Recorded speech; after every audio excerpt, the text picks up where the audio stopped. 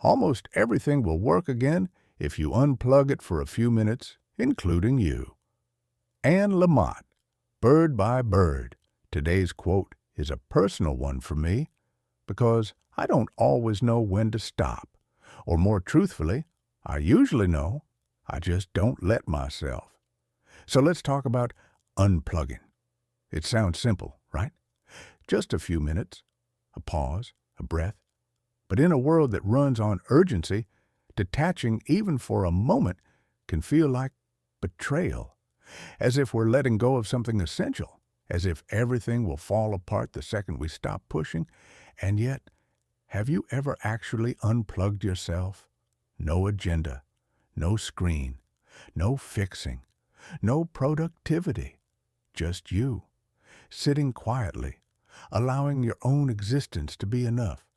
I've noticed that when I truly pause, like fully step off the hamster wheel, I don't fall behind. I return, sharper, kinder, realer.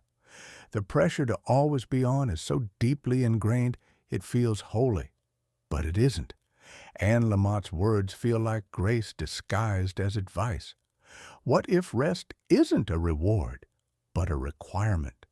What if our burnout is not a sign of failure, but of disobedience to our body, our spirit, our boundaries? There's a kind of wisdom in a device that knows when it needs to be reset. But we don't always trust ourselves to do the same. Maybe that's the work, to give ourselves permission to be human again. So today, this is not a call to action. It's a call to inaction, to stop for 5 minutes, maybe longer, just long enough to remember that you're more than what you produce.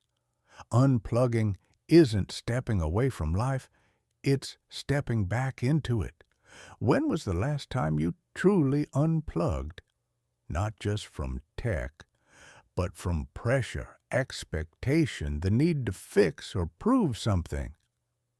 Share your experience in the comments. Your moment of stillness might inspire someone else to find theirs.